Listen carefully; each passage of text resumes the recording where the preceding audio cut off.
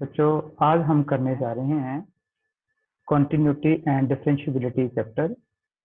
और ये चैप्टर बहुत ही इम्पोर्टेंट चैप्टर है क्योंकि इस चैप्टर पर आगे बहुत से चैप्टर जो है वो बेस्ड हैं।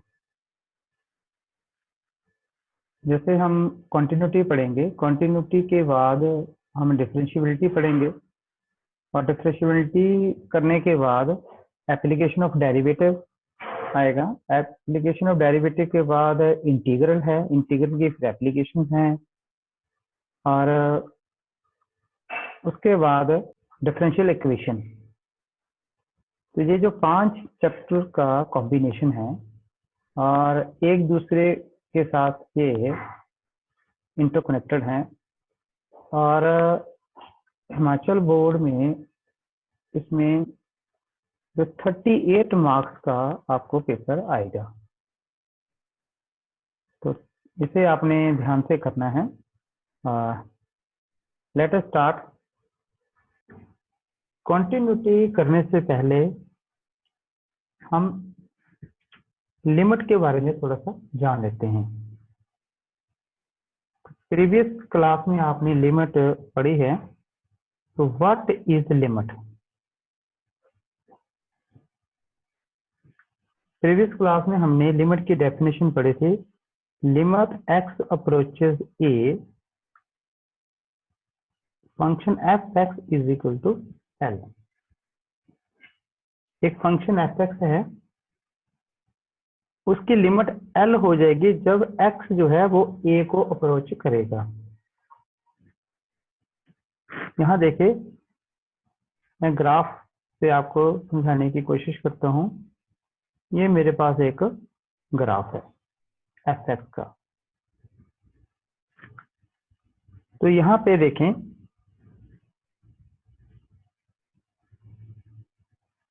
ये फंक्शन f(x) है और ये l है, ये पॉइंट a है। अब लिमिट क्या हुई कि जब x की वैल्यू इस a के पास पहुंचेगी, या नेगेटिव तरफ से या ये पॉजिटिव तरफ से, क्योंकि इस तरफ जो a की वैल्यू है वो पॉजिटिव है और इस तरफ वैल्यू जो है वो a से कम है, जैसे हम a की पावर नेगेटिव से डिनोट करते हैं। अब देखें कि जब x की वैल्यू लेफ्ट हैंड साइड से a तक पहुंचती है या राइट हैंड से a तक पहुंचती हैं, तो इस फंक्शन की जो वैल्यू है वो क्या बन जाती है? l। और दिस इज योर लिमिट। ठीक है जी। अब देखें, अगर लिमिट आपकी एग्जिस्ट करती है तो आपके पास उस पॉइंट के ऊपर लेफ्ट हैंड लिमिट भी एग्जिस्ट करेगी। क्या लिखेंगे इसके?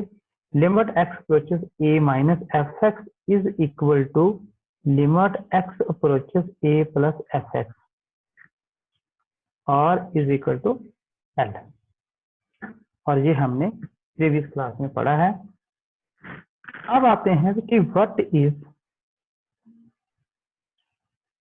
कॉन्टिन्यूटी।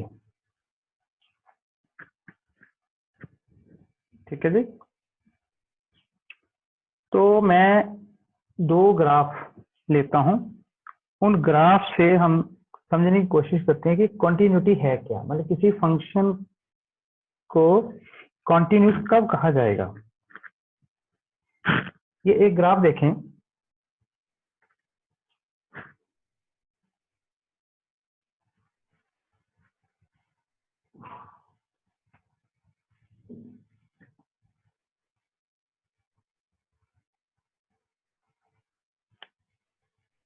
ठीक है जी। ये f(x) है, ये भी f(x) है। अब आपने ध्यान दें,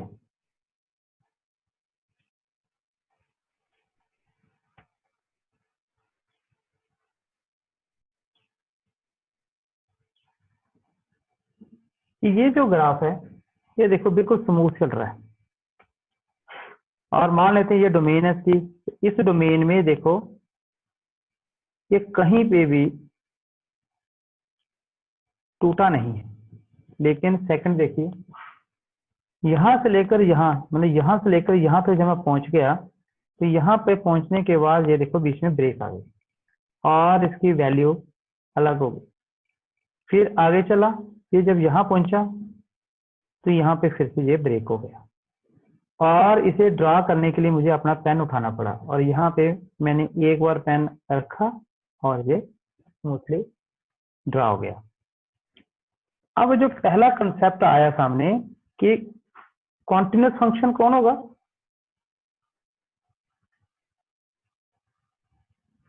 जिस भी फंक्शन का ग्राफ स्मूथली ड्रा कर सके वो कॉन्टिन्यूस फंक्शन होता है, और जिसका ग्राफ ब्रेक हो जाए अलग अलग पॉइंट पे, लेट अस ए डैश बी डैश, तो वो फंक्शन जो है वो कॉन्टिन्यूस फंक्शन नहीं है। यहाँ पे देखिए कि अगर मैं यहाँ पे ना ए पॉइंट ले लेता हूँ, ठीक है जी, और इस ए पॉइंट पे इसकी जो कॉरस्पेंडिंग वैल्यू यहाँ y पे आएगी वो यहाँ पे कहीं आएगी, और मान लेते हैं वो एफ ऑफ ए है। अब देखें, जब आपकी x की वैल्यू ए को अप्रोच करेगी नेगेटिव तरफ से, मतलब ए से जब लेस होंगी जो वैल्यू उस तरफ से अप्रोच करेंगी, या पॉजिटिव तरफ से जब ए को अप्रोच करेंगी, तो ये जो फंक्शन है यहाँ पे इसकी वैल्यू किसके बराबर आ रही है, एफ ऑफ ए। तो यहाँ पे मेरे पास क्या बन जाएगा, limit x approaches a f x is equal to l. L जो हमने लिमिट की डेफिनेशन की थी कि जैसे ही कोई फंक्शन जो है उसका वेरिएबल एक्स जो है वो ए को अप्रोच करता है तो फंक्शन की वैल्यू एल हो जाती है, और ये सपोज करो लिमिट एल है। अब अगर इस फंक्शन की इस पॉइंट के ऊपर डायरेक्ट वैल्यू पुट करें तो वो मेरे पास क्या आएगी, f of a is equal to l, और ये आपके पास निकल के आएगा limit x approaches a f of x is equal to f of a, और ये आपके पास आ गया कॉन्टिन्यूस फंक्शन। इसमें देखें सेकंड में, यहाँ पे ये ब्रेक हो गया, ये जो ए डैश है यहाँ पे ये वैल्यू है, जब इसके लेफ्ट साइड है तो वैल्यू ये है, जैसे मैं यहाँ पे पहुंचता हूँ तो इसकी वैल्यू देखो चेंज हो गई, ये इसकी कॉरस्पॉन्डिंग वैल्यू ये और इसकी कॉरस्पॉन्डिंग ये अलग और ये अलग दो पॉइंट। जैसे थोड़ा सा भी मैं यहाँ पे चेंज करता हूँ लेफ्ट और राइट जब जाता हूँ तो ये ब्रेक आ रही है, तो ये इसमें डिफरेंस आपको दिख रहा है। अब इसको और अच्छे तरीके से समझने के लिए मैंने ये एक ग्राफ ड्रा की है, और इससे आपको और अच्छी तरीके से समझने की आपको समझ आएगा कि व्हाट इज कॉन्टिन्यूटी। देखें, पहले ग्राफ को हम स्टडी करते हैं। ये एक ग्राफ है, देखो ये ग्राफ है एफ एक्स, ए तक जब पहुंचता है तो ये वैल्यू आती है यहाँ पे, और इसकी कॉरस्पॉन्डिंग वैल्यू क्या है, एफ ऑफ ए। लेकिन जैसे ही मैं इसे ए से राइट हैंड साइड पे जाता हूँ थोड़ा सा भी, जस्ट प्लस एच करके, a plus h, very small number में आगे इंक्रीज करता हूँ, तो इसकी वैल्यू कहाँ पहुंच जा रही है, यहाँ से स्टार्ट हो रही है, तो ये बीच में क्या आ गया, ब्रेक आ गया। तो इसका क्या मतलब हुआ कि इस पॉइंट के ऊपर ए माइनस एच पे वैल्यू जो है और जो ए प्लस एच थोड़ा सा राइट साइड पे वैल्यू है वो दोनों बराबर नहीं है, यहाँ पे वैल्यू यहाँ वैल्यू अंतर आ गया, तो इसकी लेफ्ट हैंड लिमिट और राइट हैंड लिमिट इक्वल नहीं है। ये एक कंडीशन है डिसकंटिन्यूस की। सेकंड ग्राफ देखें, ये एक फंक्शन है एफ एक्स, देखो ये ड्रा किया हुआ, ये स्मूथ इसका ग्राफ मैंने ड्रा किया हुआ, लेकिन एक पॉइंट यहाँ पे आकर ए पे ये एक हालो सर्कल बना रहा है, तो यहाँ पे ये ब्रेक आ गई है। अब इसमें क्या है, देखो यहाँ पे मैं थोड़ा सा लेफ्ट जाता हूँ ए माइनस एच, और यहाँ पे ये राइट है ए प्लस एच, मतलब ये नेबरहुड है। यहाँ पे जो लिमिट है और राइट हैंड लिमिट की जो है वो दोनों बराबर आएंगी, क्योंकि ये बिल्कुल इसके नियर है और ग्राफ से ये बिल्कुल स्मूथ लग रहा है सिवाय इस पर्टिकुलर पॉइंट के। और लिमिट जो कि वो पर्टिकुलर पॉइंट पे नहीं होती, वो अप्रोच पे होती है, मतलब अप्रोच करेगी ए को, नॉट इक्वल टू ए, ये आपको इतना पता है कि लिमिट जो है वो ए को अप्रोच करती है, ना कि ए के बराबर होती है वो। तो जब इसके ए के अप्रोच करते हैं तो इसकी लेफ्ट हैंड लिमिट और राइट हैंड लिमिट जो है वो दोनों बराबर आएंगी। बट जब इस पर्टिकुलर पॉइंट के ऊपर ए के ऊपर इसकी वैल्यू लेना चाहता हूँ फंक्शन की, तो ये देखो यहाँ पे हॉलो सर्कल, मतलब ये पॉइंट इंक्लूड नहीं है, तो यहाँ पे इसकी वैल्यू एफ ए नहीं होगी। तो ये जो लिमिट है left hand limit right hand तो बराबर होगी, लेकिन ये जो एफ ऑफ ए है ये इस लिमिट के बराबर नहीं होगा। ये आ गई सेकेंड टाइप ऑफ डिसकंटिन्यूटी। अब आगे देखें, ग्राफ नंबर 3 देखें। ये एक फंक्शन है, फिर एफ एक्स है, ये एक पॉइंट है, मैंने ए ले लिया हुआ। अब यहां देखें कि ये जो फंक्शन है ये जब ए की तरफ जाता है तो ए से लेस है, उस पॉइंट से वो इंक्रीज चलता चलता ए के पास जाता है, तो ये देखो फंक्शन का जो ग्राफ है ना यहाँ आकर सीधा जा रहा है और इनफाइनाइट बन रहा है। सिमिलरली जब फंक्शन इस तरफ से जब एक्स की वैल्यू जो है अप्रोच करती हैं ए प्लस की तरफ, तो ये देखिए यहाँ पे ये भी इनफाइनाइट बन रहा है। तो इन दोनों मामलों में मेरी जो लिमिट है वो एग्जिस्ट नहीं कर रही है। जब लिमिट भी एग्जिस्ट नहीं करेगी तो ये भी एक किस्म का डिसकंटिन्यूटी है। ठीक है जी। फोर्थ ग्राफ देखें, ग्राफ यहाँ और यहाँ के बीच में चेक कर लेते हैं। यहाँ से जब हम स्टार्ट किया तो यहाँ तक पहुंचे, देखो बिल्कुल स्मूथ चल रहा है, कहीं पे कोई ब्रेक नहीं, और एक पॉइंट है ए पे हम इसकी क्वांटिटी चेक कर रहे हैं। जब ए पे इस लेफ्ट हैंड साइड से जहां पहुंचने की कोशिश करेगा और यहां से पहुंचेगा, तो यहाँ पे देखिए ये वैल्यू जो है ये पॉइंट पे आती है, और लेफ्ट हैंड लिमिट और राइट हैंड लिमिट आपकी वैल्यू इक्वल आएगी, और ये पॉइंट भी इंक्लूड है, और इस पॉइंट पे फंक्शन की वैल्यू क्या होगी, एफ ऑफ ए। ठीक इसके ऊपर देखें, इन दोनों में देखें, यहाँ पे ये हॉलो सर्कल था, तो ये पॉइंट ए जो है यहाँ पे इंक्लूड है और यहाँ पे इंक्लूड नहीं है। यहाँ पे इंक्लूड है तो हम इस पर्टिकुलर पॉइंट के ऊपर इस फंक्शन की वैल्यू फाइंड आउट कर सकते हैं, और उसकी वैल्यू क्या होगी, एफ ऑफ ए। तो यहाँ पे ग्राफ से लेफ्ट हैंड लिमिट और राइट हैंड लिमिट तो साफ दिख रहा है कि इक्वल है, तो इसकी वैल्यू भी उस पॉइंट पे फाइंड आउट होती है, तो दोनों बराबर में लिमिट और वैल्यू बराबर है। और जब लिमिट एग्जिस्ट करती है उसकी लेफ्ट हैंड लिमिट भी एग्जिस्ट करती है, राइट हैंड लिमिट एग्जिस्ट करती है, और ये क्या है, कॉन्टिन्यूटी का कंडीशन है, किसी फंक्शन की ये कॉन्टिन्यूटी है। अब हमारे पास कॉन्टिन्यूटी की क्या डेफिनेशन आई, देखिए कॉन्टिन्यूटी एट ए पॉइंट, एक पॉइंट पे फंक्शन की कॉन्टिन्यूटी कैसे डिफाइन करेंगी। ए function f x is continuous at x is equal to a if and only if limit x approaches a of fx is equal to f of a। Function की limit और उसकी direct value दोनों अगर बराबर हैं तो वो function क्या होगा, कॉन्टिन्यूस होगा गिवन पॉइंट के ऊपर।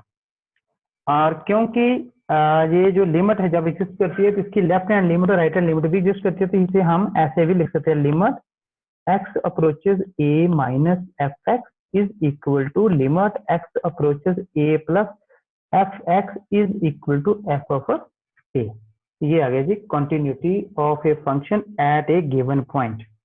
और ये आपको बता दूं कि जो ए की पावर माइनस है या ए की पावर प्लस है, इसका मीनिंग सिर्फ इतना है कि अगर ए की वैल्यू मान लो 2 है तो ए माइनस का मीनिंग होता है 1.99 या 1.89, मतलब उससे वैल्यू कम, ना कि नेगेटिव। इसी प्रकार पॉजिटिव में भी अगर 2 प्लस यहाँ पे है तो ये है 2.01 या 2.002 ऐसे।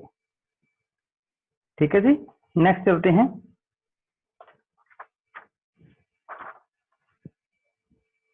हमने अब कॉन्टिन्यूटी कर ली है एक पॉइंट पे डिफाइन। अब नेक्स्ट देखें, फंक्शन की कॉन्टिन्यूटी आपने चेक करनी है किसी इंटरवल पे। Continuity at an interval. ठीक है, देखिए a function f x is said to be continuous on an interval, open interval ले रहा हूं मैं, ए बी कब होगी? If and only if f x जो फंक्शन है is continuous on every point on it, sorry in it. क्या definition है? इंटरवल वे, ओपन वे, कि कोई function a b interval, open interval पे कॉन्टिन्यूस होगा अगर वो फंक्शन उस इंटरवल के हर एक पॉइंट पे कंटिन्यू होना चाहिए। मैं एक पॉइंट ले लेता हूं सी, जो ए और बी को बिलोंग करता है। इसका मतलब ये हुआ कि सी पे फंक्शन की लिमिट और उसकी डायरेक्ट वैल्यू बराबर होगी, तब हम कहेंगे कि ये जो फंक्शन है इस ओपन इंटरवल पे कंटिन्यू है और ए और बी इसमें इंक्लूड नहीं है। अब हम बात करेंगे क्लोज इंटरवल पे, और क्लोज इंटरवल है ए बी और ये स्क्वायर वेक्टर से रिप्रेजेंट कीजिए। अब इस क्लोज इंटरवल में फंक्शन कंटिन्यूस कब होगा? Number 1, f x is continuous on a b interval. पहले जो फंक्शन है इस ओपन इंटरवल पे कंटिन्यू होना चाहिए। दूसरी कंडीशन क्या है? Limit x approaches a plus f x is equal to f of a होना चाहिए। ए प्लस इसलिए लिखा क्योंकि ए के लेफ्ट नहीं हम जा सकते, राइट जाएंगे, तो ए प्लस। थर्ड कंडीशन है limit x approaches b minus of f x is equal to f of b. ये दोनों बराबर होने चाहिए। अगर ये कंडीशन सेटिस्फाई होती हैं तो हम यहाँ कह सकते हैं कि जो एफ एक्स है is continuous on close interval a b, क्योंकि जहां पे क्लोज में जो ए भी इंक्लूड है और बी भी इंक्लूड है। ठीक है जी। Next, continuity everywhere. इसका क्या मीनिंग है कॉन्टिन्यूटी एवरीवेयर? देखिए एक function f x is said to be continuous everywhere if and only if it is continuous on this interval -∞ to infinity। ठीक है जी। तो क्या रिजल्ट आया कि अगर कोई फंक्शन इस इंटरवल पे -∞ to infinity और रियल नंबर्स पे अगर कॉन्टिन्यूस है तो हम कहेंगे कि वो जो फंक्शन है वो कॉन्टिन्यूस है एवरीवेयर। तो आई थिंक आपको ये समझ आ चुका है कि व्हाट इज कॉन्टिन्यूटी और व्हाट इज डिसकंटिन्यूटी। नेक्स्ट कुछ थ्योरम्स हैं जो इनके रिजल्ट हमारे पास हैं और वो आपको याद रखनी है, और क्योंकि जब हम क्वेश्चन सॉल्व करेंगे तो ये वहां पे यूज होंगे। A function f is continuous at every point of its domain, then f is said to be continuous function। अगर कोई फंक्शन अपने डोमेन में कंटिन्यू है तो वो फंक्शन कंटिन्यूस फंक्शन होगा। अब देखिए कि कुछ ऐसे फंक्शन हैं जो जिनकी स्टेटमेंट से ही वो फंक्शन कंटिन्यूस माने जाएंगे। देखिए एक फंक्शन है कांस्टेंट, वो ऑलवेज कांस्टेंट फंक्शन जो है ऑलवेज कंटिन्यू फंक्शन होगा। कांस्टेंट फंक्शन कैसे? जैसे f x is equal to 2, ये एक कांस्टेंट फंक्शन है। आप डोमेन जो मर्जी जहां पे चेंज करते जाएं, इसकी वैल्यू में कोई फर्क नहीं पड़ता। A constant function is always a continuous function. Second, all polynomial function are continuous function. F x is equal to x minus 2, ये एक पॉलिनोमियल फंक्शन है और ये ऑलवेज कंटिन्यू होगा इन इट्स डोमेन पे। थर्ड है रैशनल फंक्शन। रैशनल फंक्शन किस प्रकार से होंगे, ये देखिए, ये होंगे जैसे x माइनस 2 अपॉन एक्स, और यहाँ पे x जो है 0 के इक्वल नहीं है, तो ये एक रैशनल फंक्शन है और ये फंक्शन भी कॉन्टिन्यूस फंक्शन होगा। चौथा आता है लॉगरिथम फंक्शन। लॉग वाले जितने भी फंक्शन होंगे, जैसे लॉग x, लॉग 2x, इस प्रकार के जो भी फंक्शन आएंगे वो भी कॉन्टिन्यूस फंक्शन माने जाएंगे। फिफ्थ है एक्सपोनेंशियल, जैसे e की पावर में x आता है, e की पावर में 2x है, इस टाइप के जो फंक्शन होंगे वो भी कॉन्टिन्यूस फंक्शन होंगे। मॉडुलस फंक्शन, जैसे mod x, x minus 2 modulus, इस प्रकार के जो फंक्शन हैं ये फंक्शन मॉडुलस हैं और ये कॉन्टिन्यूस फंक्शन होंगे। सेवंथ है ट्रिग्नोमेट्रिक फंक्शन, जैसे sin x, tan x, इस प्रकार के जो फंक्शन आएंगे वो भी कॉन्टिन्यूस फंक्शन होंगे। तो ये रिजल्ट आपको मिला है, ये आपको जैसे क्वेश्चन आपको जब मिलेगा तो आपने वहां पे डायरेक्ट ही लिख सकते हैं कि these function are continuous. Next देखें, अलजेब्रा ऑफ कॉन्टिन्यूस फंक्शन। अब हमारे पास फंक्शन कॉन्टिन्यूस है, मान लो कि एफ और जी फंक्शन है, वो कॉन्टिन्यूस फंक्शन है किसी एक पॉइंट पे ए पे। अब क्या रिजल्ट आया, पहला कि के एफ भी कॉन्टिन्यूस होगा और यहाँ पे जो के है वो एक रियल नंबर है।